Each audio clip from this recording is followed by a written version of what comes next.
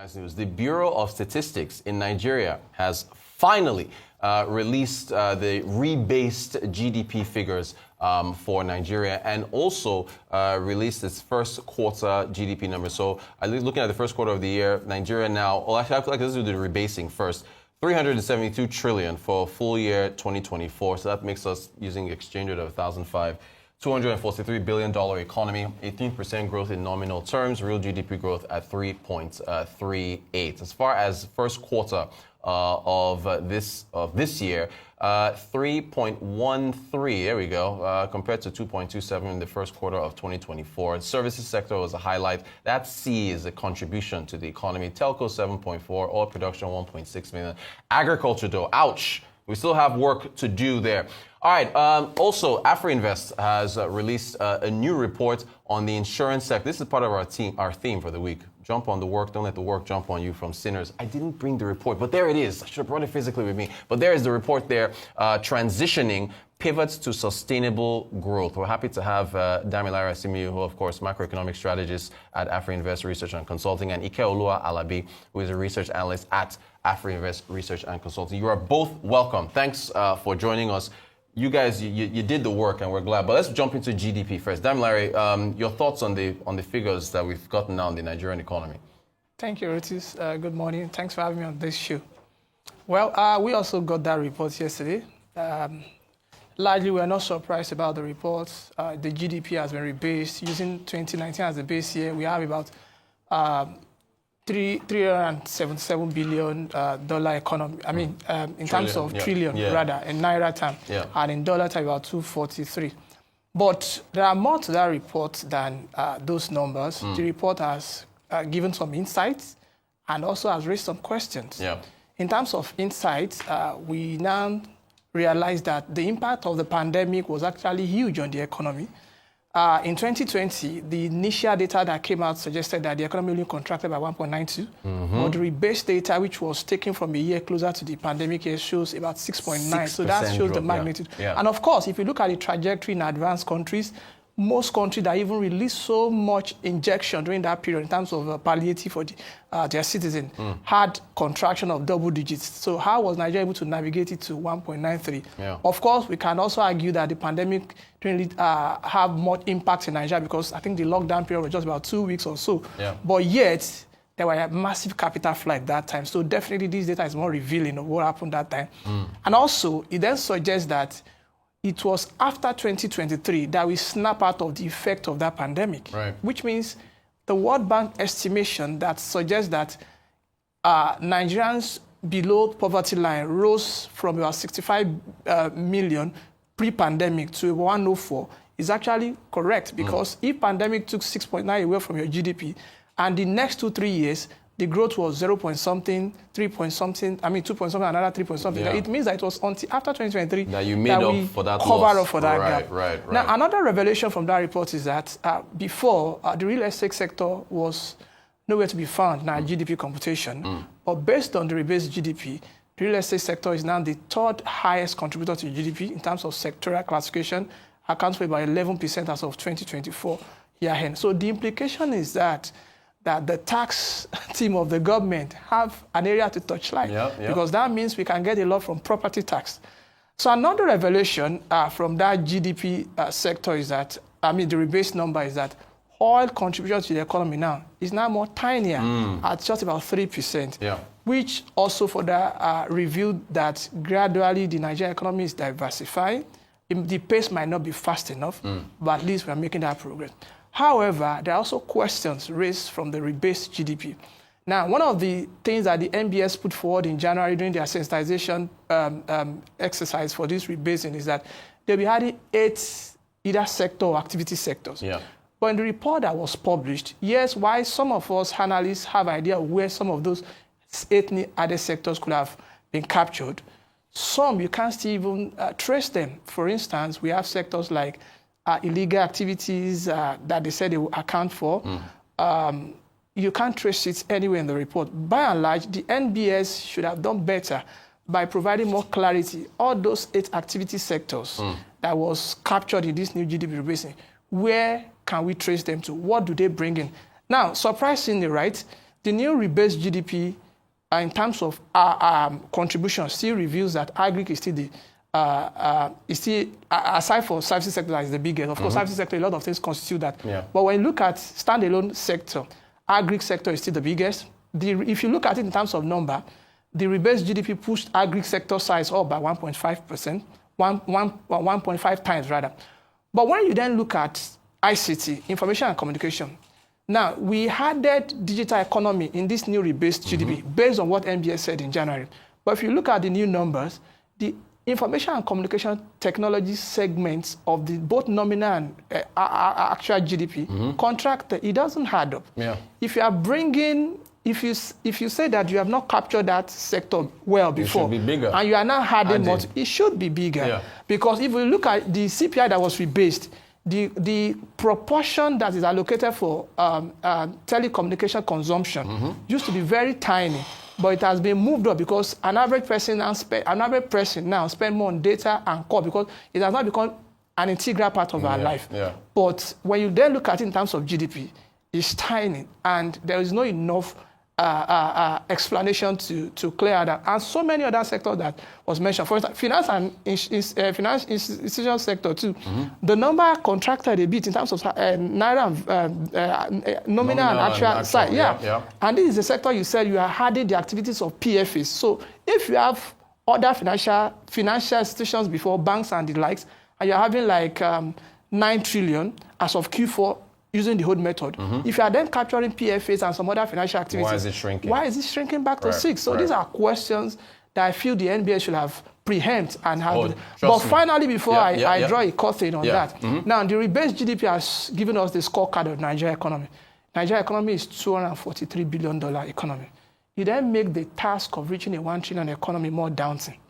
Because it is easier for Nigeria to reach a 1 trillion economy in 2022 than now. Because in 2022, our GDP in dollar terms was about $477 billion. At $243 billion today, there are only 2 reasons we can make 1 trillion economy in 8 years, which is to 2031. The first is that Naira will be constant at current level, and the economy will grow in dollar term or in constant term at 22.5%. That is flat. The other condition, if the economy will grow less than 10%, is for the Naira to appreciate to almost 6,500 level, which means the 2 options available to attaining the 1 trillion economy are very demanding. Not that it's impossible. I mean, I'm a positivist. I believe anything can happen. But it then means that the economic team of the government have their work cut out for them. To double their efforts. Fantastic. Damilare, thank you for that deep dive there. We appreciate it. Ikeoluwa, let me come to you. So let's get into the, let's go from GDP, that's the wider narrative now, and go more in depth on the insurance report.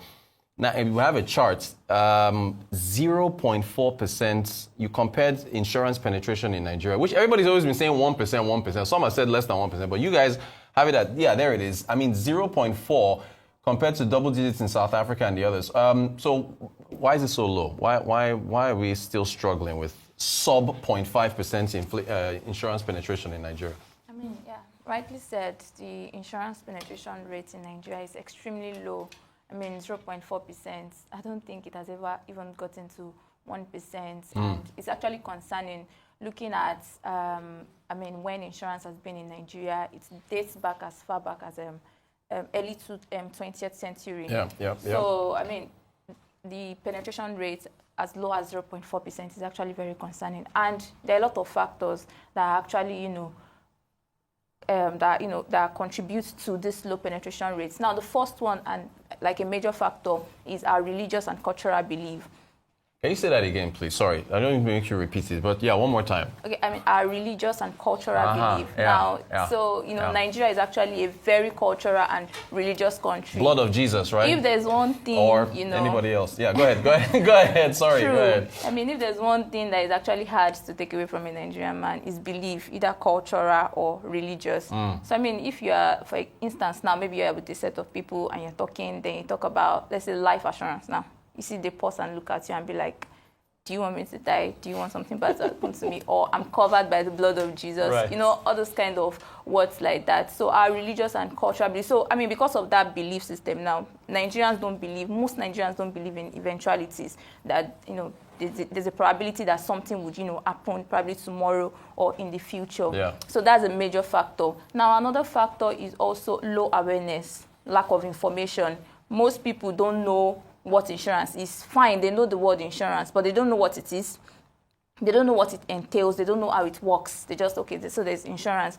And, so they just see it as, most people even see it as unnecessary expense. Right. They would You're rather paying not for subscribe something and you're not getting anything back immediately. Exactly. They Right. see it as luxury or unnecessary expense. So they are not even interested. And the third major point that is causing this low penetration rate is also the economic capacity of the individual.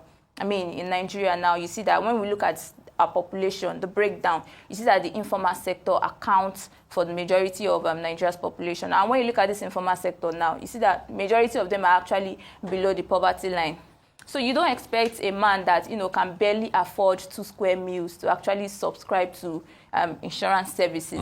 So these are some of the factors that are actually affecting the insurance penetration rates. And when we now go to, what can be done to improve this issue now, there are a lot of factors that actually, there are a lot of things that can be done.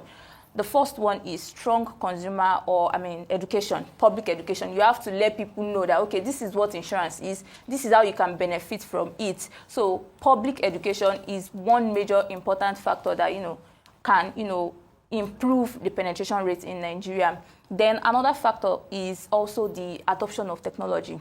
So on the sales side now, that's the insurance companies, they've not been able to break through retail. And like I said, the informal sector, that's the retail side, actually accounts for majority of Nigeria's economy. So they've not been able to, create products that can actually break through that retail side. So increased digital adoption and technology adoption is how the insurance sector can also, battle with these low penetration rates. Fantastic. Thank you. You guys, again, I encourage everyone, download this report. Damilare, let me come back to you. We just talked about getting us to a $1 trillion economy. Part of that exercise has involved the recapitalization of the banks. I think there's even, there's also, on an aside, we're trying to recapitalize BDCs, the Bureau de Change Operators. There's also recapitalization of insurance companies. You've got a chart, that we'll put it up, with the new thresholds for the... talk to us about that and what that measure is trying to achieve by recapitalizing. Yeah, there's the chart there with the new thresholds, recapitalizing. We got, this was great. You guys put 2003 in orange, which is almost non-existent, and then in gray 2005, and a new one 2024. So which is in past. So go ahead. What are we trying to achieve there? Just the same thing that what the banking recapitalization was aimed at. Strengthen the capacity of players in the sector to drive big ticket transaction. Unfortunately, we've had two failed attempts of recapitalizing the insurance sector. I think one was necessitated by the pandemic. There was a push in 2019 for recapitalization, but because of the pandemic, it had to be put on hold. Then there was one that came before 2015 also. That one was truncated by the fact that the regulator doesn't have what I would describe as almost absolute power like the CBN had. CBN could come out and say, I'm recapitalizing the banking sector, and nobody could come and sue the CBN. But we had that in Nigeria, and I think that's what the insurance bill of 2024 that was the National Assembly has passed. It's also trying to address. Hopefully it gets presidential assent very soon, where the regulator, NICON, will have that power to be able to make policy. But those are part of the package, plus this recapitalization. So the recapitalization is designed such that those in the life insurance, instead of minimum capital of about 2 billion, will move to 15. The non-life will move from 3 to 25, and the composite, which means the firm doing both together, will move from 5 billion to 40 billion. So the impact or the goal of that recapitalization is simple. It's to give those insurance companies enough buffer to underwrite big tickets, and it to be a win-win for them, even for the economy, because when they have large capital to deploy to drive their business, it will create employment, and at the same time, it will create tax revenue for the government. But we hope the tax bill will be assented to, and NICOM will be given more power to be able to push for implementation of the recapitalization in that industry. All right. Okay, well, let me come back to you. It's a great chart. In fact, Damilare was just mentioning the thresholds for life, non-life composite. You guys, very, very illuminative chart here, looking at the composition, I think contribution to revenues for non-life insurance. It's pretty interesting to see oil and gas, I think, led the way. Yeah, there it is. So oil and gas, 34.3%. You got fire in orange at 21%. So talk to us about this chart here and how come, I guess, I don't know, maybe because oil and gas assets are highly valued, they need to be insured. But yeah, what's happening with this chart here as far as composition? Yeah, I mean, you've kind of answered I've answered it. So oil and gas, I mean, the sector, I mean, the assets are actually highly valued. And the sector is actually also a capital-intensive, sector. You need a lot of capital. Now, it's not just in 2024, actually. I mean, we've been seeing this trend. I mean, the oil and gas accounting for majority of the revenue that we've seen under non-life. And this is because of the high-value risks that, the oil and gas sector takes. So, and it's even interesting to know that just a single premium, maybe in oil facility or maybe, let's say, a pipeline project can actually account for like hundreds of, if you show that chart now, hundreds of the premiums that you of the other sectors. Exactly. Right. Wow. So the oil and gas, like I said, it's capital intensive, and it also comes from, requirement from either international organizations or the contract. So that's why we have that. Well, Damilare, and look, we're just talking about GDP and how the oil and gas sector has shrunk in terms of its contribution to GDP, and while non-oil is so much larger. But you can see oil and gas still accounts for the bulk of our foreign exchange. It's taking up almost everything for what is it now? Composite of non-life insurance. But can you talk about vehicles? Because where is motor? Motor is in dark green, I think 14.7. I would think with so many cars online, two of you drove here, or I'm driving when I leave here. Everybody has a car, right? And the mandates on insurance, I guess one would think that you would have it not maybe as close as oil and gas, but just because of the amount of cars we have and the lack of transportation options, although they are building them out. What's your take on why motor insurance could not be bigger in that chart? I think before I will answer that question directly, let me say that data on cars in Nigeria are also not updated. The last time the NBS published data that gives us idea of the number of vehicles on Nigerian road was far back in 2019. Wasn't it 700,000? Yeah, then they said we have close to 12 million, 11 point something. Yeah. But if you look at growth, population growth, and increased urbanization and what have you, of course, we are not able to lay our hands on custom data to assess the number of cars that have come in, but we can extrapolate to say that at least number of cars in Nigeria, if that 2019 number was valid, will have increased to nothing less than about 18 million. But what is interesting about this is that why the car insurance premium has been very weak, relatively weak, is the fact that the infrastructure to enforce compliance of having at least that necessary or the compulsory third-party insurance is non-existent in most states. In Lagos, if your insurance paper expires yesterday and you drive today, you don't need any policeman to chase you. The moment you pass through where there is any hidden camera or visible camera, a ticket has been raised for you and you get it. By text message? So it can happen to you in Abuja, it can happen to you in major city, but that is just about 3 out of 36 states. So if you go to most other states, right, some people have cars they have been using whether within the state or what have you, for over the last 4 years, they have not renewed any of the paper. So basically, the reason why the car premium or car insurance premium has not been very solid is that the infrastructure that will support, because in Lagos, yes, I know there's a partnership between the Lagos State government, traffic management agency, and the insurance company. But it's that infrastructure that actually does the work. So once any of your paper has expired or you violate traffic light, they say just captured your plate number and issue you the right ticket. So until we have that kind of infrastructure in all the states, we are not likely to see a commensurate growth in car insurance premium with the number of vehicles in Nigeria. Thank you for that. I'm really enjoying this segment. Newsday will be angry at me if I take up their time. Let's quickly move to another chart. And Ikeoluwa, this is, I think, non-life versus life, I think, in terms of revenue contributions. Is that correct? Yes. So, look, maybe you answered this in your first question when you're talking about the low penetration rate, but tell us why. It's just a gargantuan gap in terms of 75.7% of contributions in 2023 to 81% for non-life and life insurance is shrinking. Why is that?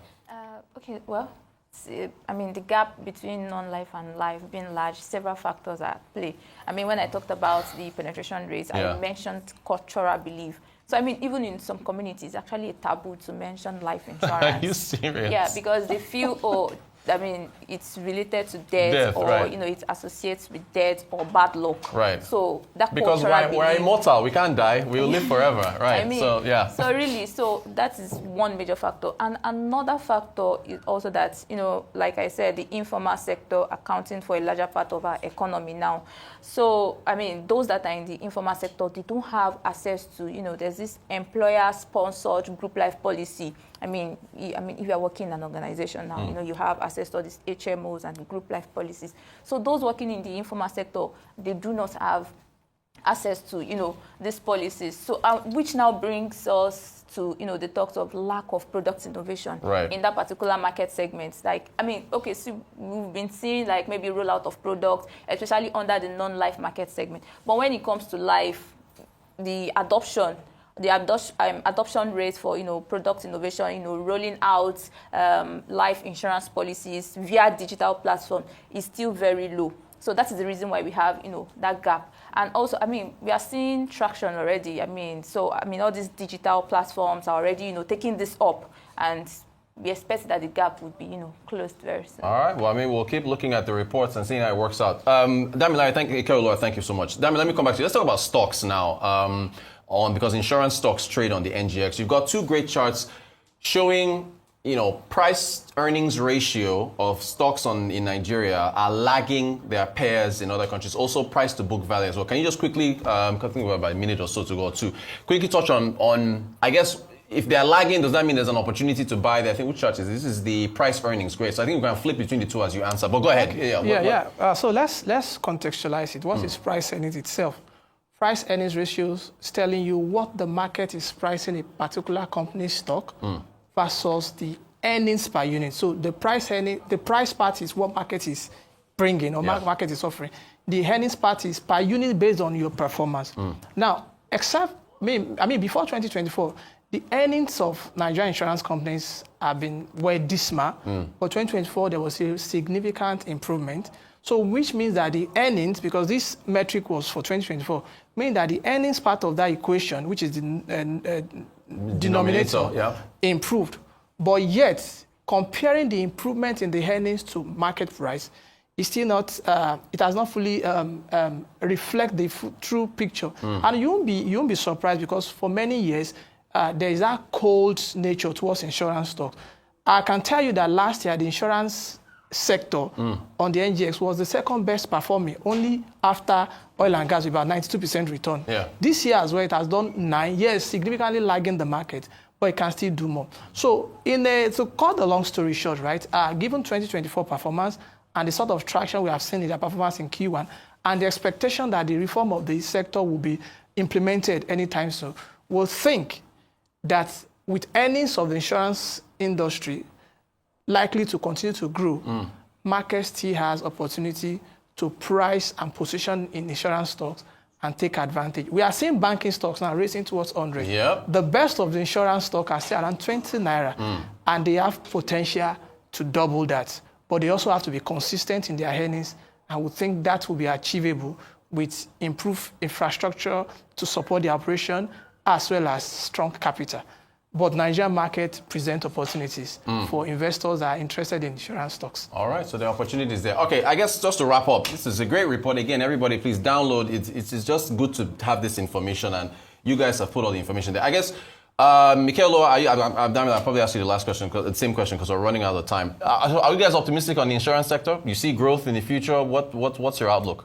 Yeah, I mean, we are actually optimistic on the insurance sector based on, the recent efforts that, are being put in place by NICOM, which is the regulatory body in charge of the industry, and also by the federal government. So we are optimistic. The recapitalisation effort is actually one of the major, one of our major drivers that, okay, fine, we are actually, hoping to see like a major traction in this industry. And for a long-term investor, it's actually insurance stocks are actually, very good because there's this sort of upside potential. Right. I mean, following if all these, efforts, all these plans, recapitalization efforts, these regulatory policies that are being pushed, if they are properly implemented, it actually signifies that, the insurance sector is definitely going up. And we are not there yet, really. We are not there. I mean, because when you look at some of the metrics of the industry now, we are not there. But the ingredients are actually there. Yeah. So definitely there's a pivot to sustainable growth in the industry.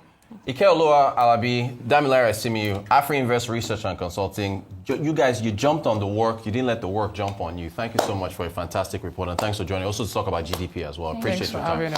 All right, that's going to do it for the Global Business Report. Do stay tuned to Arise News. From all of us, thanks for watching. I'm Rutu Sodiri. Stay tuned to Arise News. Newsday is next.